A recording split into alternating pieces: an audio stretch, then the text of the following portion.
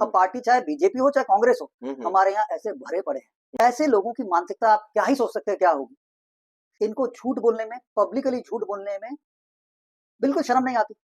ये एक दूसरी बात है। तीसरी बात है, पीएम मोदी ने कई बार कहा अपने नेताओं को, भाई तुम मुंह बंद रखो अपना, मुंह बंद रखो, और खासकर इलेक्शन के टाइम पे आप मुंह बंद रखो। क्यों? उसे भी पता है। नितिन गडकरी का मैं एक दिन सुन रहा हूँ, किसी ने पूछा कि भाई आप अच्छे लोगों को क्यों नहीं टिकट देते? कहते जब जब हम अच्छे लोगों को टिकट देते हैं वो हार जाते हैं। Because buck stop with the public. Public निरीह मूर्ख है। अब विजय वर्गीय जैसे लोग जो हैं, इन्होंने एक नेटवर्किंग बना रखी है, इन आया हुआ है जमींदारी सिस्टम वाला, तो इनको वोट मिल जाते हैं, इनके पास तरीके हैं प्रपोज करने। ये क्योंकि हमारी पब्लिक मूर्ख है। अच्छे आदमी को पहचानने की हमारी पब्लिक की कभी सोच ही नहीं।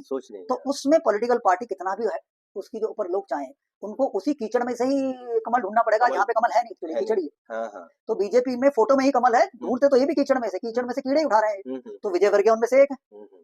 तो अगर आप कोयल की जगह कौवा बैठा देंगे, तो भाई जब मुंह खोलेगा काऊ काऊ ही करेगा। आज भी हम कौवों को वोट दे रहे हैं, कोयल को चोट दे रहे हैं। That is our hallmark. तो विजय वर्गीय उसकी निशान है। बिल्कुल। अब इससे आप समझ सकते हैं, पार्टी कोई मर्जी आ जाए, सत्ता किसी के पास चली जाए, कटना तो हमारा ही है। क्यों? Because we deserve it.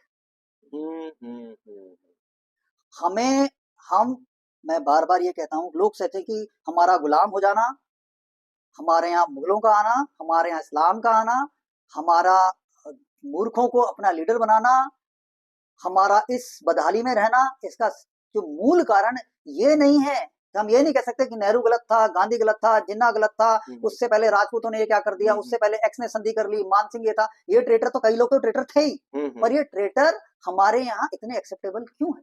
क्योंकि हमारी पब्लिक जब तक अपनी रिस्पॉन्सिबिलिटी लेना नहीं सीखेगी कि we are responsible for all this. जब हमारा राजा गद्दार हो गए, तब भी हमने उन्हें सराफा बिठाया, उनके रजवाड़े चलते रहे। वो गद्दार हो चुका है। बिल्कुल। उस गद्दार के टाइम पे हमारे यहाँ पे मंदिर तोड़े जा रहे हैं, लोगों को कन्वर्ट किया जा रहा है, एट्रोसिटीज हो रही हैं, लेकिन वो गद्दार मुगल सेना के साथ चल रहा है।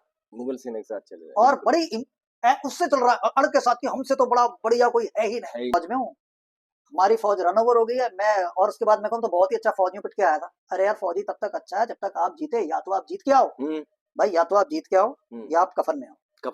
आप जिंदा तलवार लेके घोड़े पे आ गए हो, तो सबसे पहले जो ऐसे जिंदा तलवार लेके घोड़े पे आ गया है, शत्रु के साथ मिल गया है, सबसे पहले वहां की जनता को उसको मार देना चाहिए था।